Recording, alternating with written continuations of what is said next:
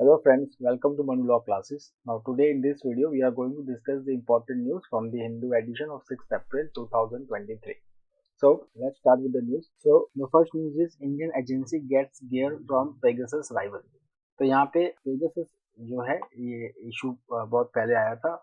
एक NSO करके company है इजराइल की, वो ये Pegasus को बनाती है. ठीक है.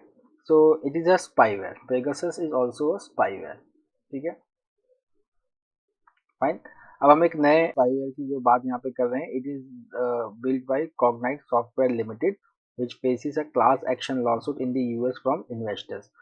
तो ये जो कॉग्नाइट है, it regularly targeted journalist, dissidents, critics of authoritarian regime, families of opposition and human rights activist around the world without their knowledge. तो जो स्पाईवेयर होता है उसका यही फंक्शन होता है. Okay. That is collecting the intelligence on these people by manipulating them to reveal information by compromising their devices and accounts. Fine. So यहाँ पे अगर आप देखेंगे जो defense sources हैं, they have said on the condition of anonymity that there is no equipment held with the Indian Army which can monitor endpoint communication devices such as smartphones. But if you will see, for over 3 years, Cognite and its then parent firm Varying Systems Inc. have been supplying computer gear to the Signal Intelligence Directorate, which comes under the Defense Ministry's Defense Intelligence Agency. तो एक trade data था reviewed by Hindu, उसमें ये आया है कि that the Indian defence agency has been purchasing equipment from an Israeli spyware firm that is being billed as the potential Pegasus alternative. Okay. The next is Supreme Court says critical views on government policies not anti-establishment. So if you will see over here, Supreme Court, while lifting the ban on Malayalam channel Media One, it has said that Indian independent press is vital for the robust functioning of the democratic republic. Press has duty to speak truth to power. Now coming to editorial. Now this editorial is very important. It is related with economics. So हमने जो कल एक news किया था about World Bank and Asian Development Bank, they have forecasted the growth projection of India along with South Asia. तो उसमें जो World Bank था, so it has lowered its GDP projection for India for this current financial year 2023-24 from 6.6% to 6.3%. Okay. तो कुछ month पहले जो projection था वो 7% था in October 2022. Then later it was degraded to 6.6% and then it was degraded to 6.3%. तो world bank ने जो अपनी रिपोर्ट में जो चैलेंजेस हाईलाइट किए हैं, it is rising borrowing cost, okay, which would hurt consumption demand. Then government consumption is likely to contract and services sector growth will slip to a 3-year low of 6.7% from an estimated 9.5% in 2022-23. ये world bank का projection है. Okay. अब हम आते हैं Asian Development bank which is based in Manila in Philippines. So it has said that चाइना's and India's rebounding domestic demand would lift up Asia's growth prospect, but जो growth prospect India की है, that has been downgraded from 7.2% to 6.5%. Since the condition is same, tightening monetary conditions. Okay, tightening monetary conditions का मतलब हो गया कि जब central bank interest rate को इंक्रीज करने लगे टू कंट्रोल इन्फ्लेशन. ठीक है. That is, in India it is called as repo rate. So when the repo rate starts increasing, okay, it means the RBI is following a tightening monetary policy. तो इसकी वजह से क्या होता है कि जो इंटरेस्ट रेट्स हैं लोन्स पे वो बढ़ जाते हैं. ठीक है. तो loans they become quite expensive, so it hurts the private investment. So it is saying that fading optimism of business conditions that is reckoned with lead to lower growth in private investment. Then the global factors are also responsible for downgrading the GDP forecast. One among them is the bank failures in the developed world. And the second one is rising oil prices. तो कुछ दिन पहले हमने पढ़ा था कि Saudi Arabia and OPEC plus countries, they have announced cut in oil production which will lead to increase in prices of crude oil per barrel. अगर हम अब यूनियन बजट और RBI का देखें, सो सी जो इकोनॉमिक सर्वे है, okay, it has pegged the growth at 6.5% for the 2023-24 and India का जो current growth estimate for last year है वो it is 7%, but for world Bank and ADB it is 6.9% and 6.8%। Okay, उसके बाद अगर हम देखें international monetary fund, so it has also scaled down its India's growth estimate for the year gone by from 9% to 8.2%। और उसके बाद world bank का अगर आप देखेंगे तो it is 8%, ADB 7.5% and RBI has projected it to 7.2%। Now coming to an editorial a long view of the South Asian drama. तो ये जो एडिटोरियल है इसमें जो है इंफॉर्मेशन जो है it is like a descriptive type of information, it is analysing India's evolution as a country. Okay, तो अगर आप यहाँ पे देखेंगे South Asian drama, so what is saying about exactly about the South Asian drama? So country which here are in focus is India itself, then India's neighbor that is Pakistan, Bangladesh and Sri Lanka। Okay, so if you will see that Pakistan it is already undergoing an impulsion।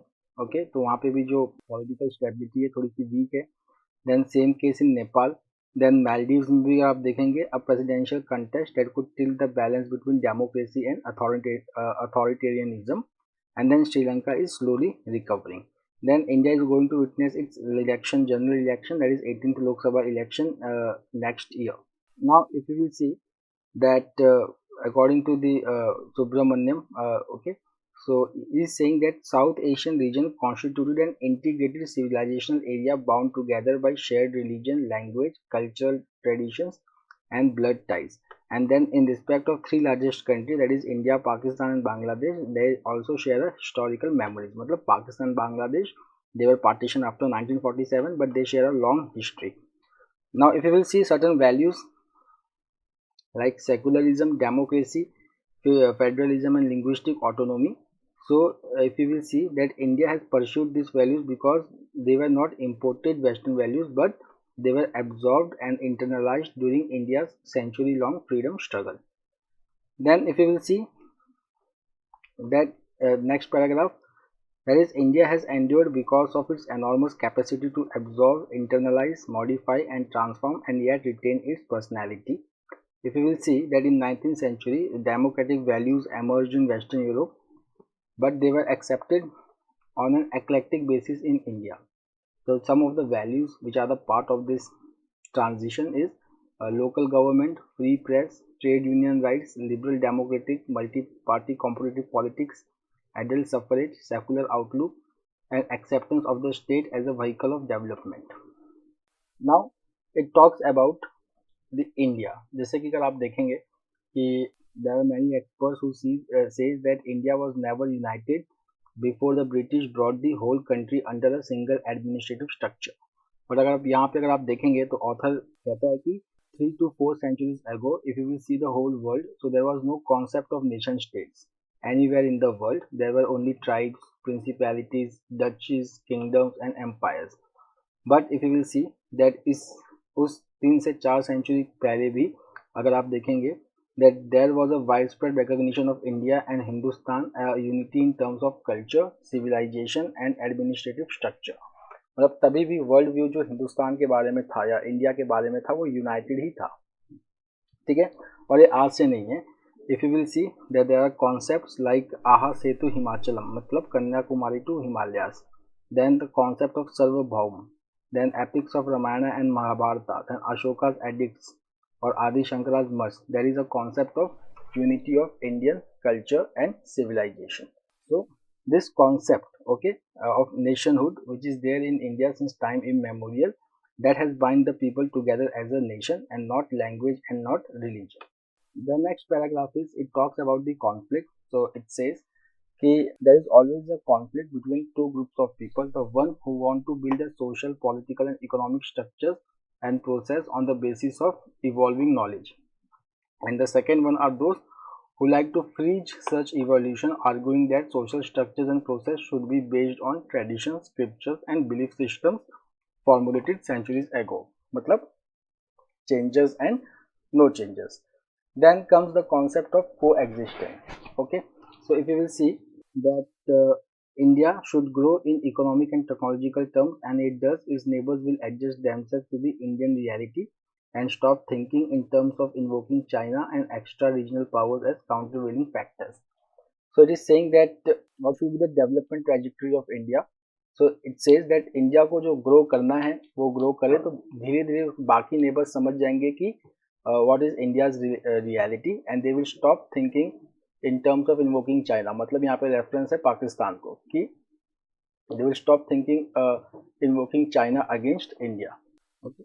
So it says that India's diplomacy should place less emphasis on its South Asian neighbors and focus more on its relationship with China, USSR, United States and the industrialized world, which includes Southeast Asia also, West Asia and Africa. The next is the takeaway from the UN World Water Conference. So the World Water Conference was convened by United Nations after almost the gap of 50 years in March 2020 to 2023. तो इसके बारे में हमने कल भी पढ़ा था okay कि that water is a local issue and it requires a local solution okay but if you will C over here that this conference was also a mid term review of water action decade 2018-28 and it aims to achieve the sustainable development goal 6 which envisages sustainable management of water and sanitation for all. If you will see the central outcome of the conference, so it is International Water Action Agenda. Okay, International Water Action Agenda. So this is the agenda where governments, multilateral institutions, business, NGOs, they have submitted 670 commitments to address water security issues. Now, अब यहाँ पे जो बात हो रहा है वो है poor finances and poor services. So if you will see that if we have to meet the target of sustainable development goal 6 by 2030, so it involves the capital expenditure of $114 billion per year. उसके बाद जो operations and maintenance के जो recurring cost होते हैं for basic water and sanitation service, that is WASH, it is going to rise from $4 billion to $30 billion per year by 2030. Now see what is the problem over here.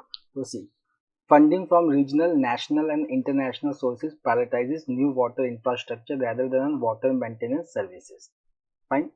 तो यहाँ पर अगर आप देखेंगे जो water maintenance service है जिसका cost बढ़ने वाला है $4 बिलियन से $30 बिलियन बाय 2030, इस पे बहुत कम फोकस होता है. फाइन.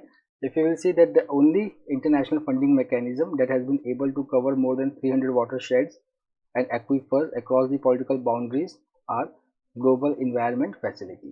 ठीक है. Then what is the commitment of India?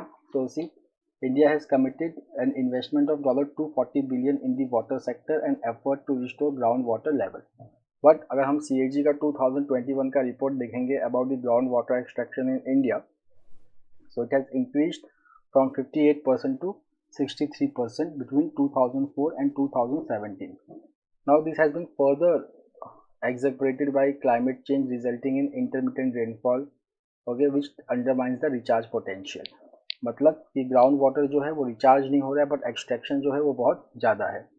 The next is the ground water bill 2017. It tries to solve this problem by giving power to state groundwater boards for creating laws, managing water allocation and other relevant issues. But what is the problem over here?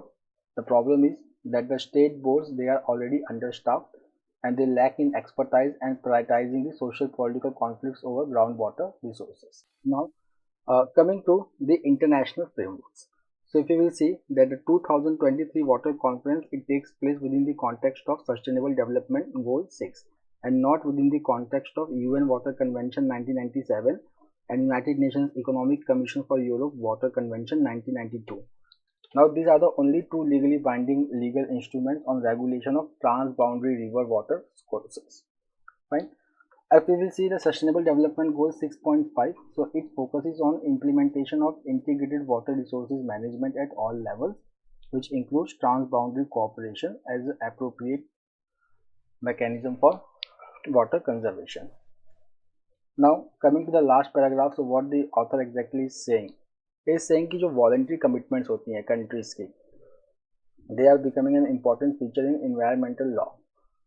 Okay, but what is the difficulty over there कि voluntary commitment है तो हम इसमें accountability कैसे ensure करेंगे. Fine. सो यहाँ पे क्या होती है, commitments made by the states with different formats and with different content pose challenges in terms of monitoring compliance with each commitment. Now the next news is the NPCI's new circular on levy charges. So National Payment Corporation of India, which governs UPI, the full form of UPI's Unified Payment Interface. So it has issued a circular to banks that they can now levy charges on merchant transactions made through prepaid instrument wallet using UPI. Now it has also said ये जो new interchange charges होंगी they are only applicable for prepaid instrument merchant transaction. Fine. Now what are the prepaid instruments. तो जो prepaid instruments होते हैं जिसको हम wallet payment भी कहते हैं, they can be use to purchase goods and services जो हम करते हैं, या मनी रिसीव करना by using the stored value in the wallet. जैसे कि if you have Paytm wallet, तो आप वैलेट में कुछ पैसे क्रेडिट करते हो और फिर वॉलेट को यूज करते हो for payment purposes. Okay, so this transaction will be charge. Fine. So users, this is called as pre payment instruments. Now the next is what is PPI interoperability. So it is simple if you want to understand. Like if you are using Paytm, okay, and you go to a vendor who is using suppose mobile, some other thing like a MobiKwik और phone पे. ठीक है. तो पहले क्या होता था कि सिर्फ पेटीएम टू पेटीएम ही ट्रांजैक्शन होता था, कि वेंडर के पास भी पेटीएम होना चाहिए तभी आप पेटीएम से ट्रांजैक्शन कर पाओगे. बट अब इंटरऑपरेबिलिटी का मतलब कि आपके पास कोई भी यूपीआई होने दो, वेंडर के पास भी कोई भी यूपीआई होने दो, but transaction can take place through QR code. So this is called as interoperability. So RBI, it has mandated interoperability among different PPI issuers. The next is that do merchants have to pay for accepting wallet transaction on UPI? So here it says that charges जो हैं PPI enabled merchants, they were already paying charges to the PPI issuer for acceptance of mobile wallets or prepaid cards. But अभी जो charges हैं now they have been standardized, but each merchant they can work with their preferred acquiring entity. तो अब यहाँ पे क्या है, जो प्रीपेड पेमेंट इंस्ट्रूमेंट्स हैं such as gift card, wallet etcetera, now there will be interchange fee of up to 1.1% from April 1, 2023, and this charges they are applicable if the transaction is more than of ₹2000. But see here is a catch.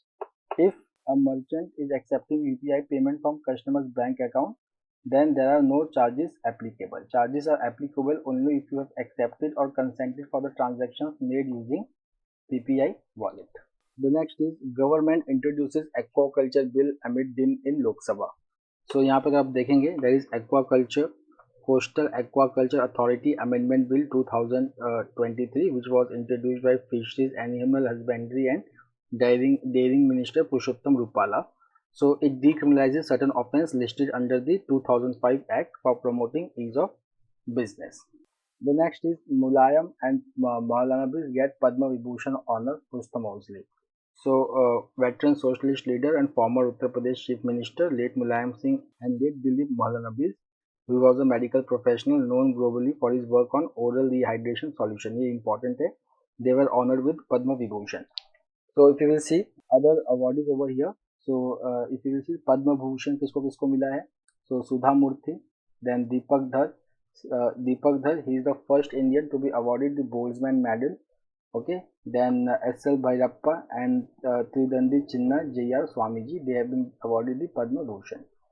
अब अगर हम देखें Mulayam Singh Yadav, so he was India's defense minister and long time parliamentarian. Then Dilip Maulana, he returned from US to serve in 1971 Bangladesh war refugee camp and he was given the honor posthumously. The next important news from the economy is about the IFC, that is International Finance Corporation. तो यहाँ पे अगर आप देखेंगे International finance Corporation, तो that is one concept which is called as World Bank Group. ठीक है, world Bank group. अगर हम वर्ल्ड बैंक की बात करें तो वर्ल्ड बैंक में you have IBRD, international bank for reconstruction and development, international development agency. फिर इसमें 3 और आते हैं. एक होता है IFC, international finance corporation, then MIGA, multilateral investment guarantee Agency, then International Center for Settlement of Investment Dispute ICSID.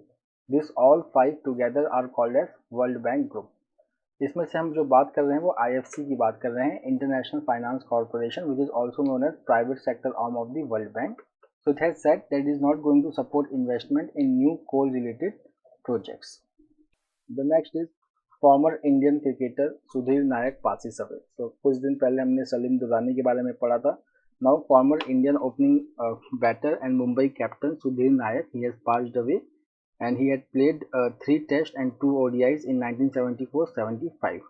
So friends, that's all for today. We will meet again for the daily Hindu analysis. Till then, have a nice time. Take care. Thank you.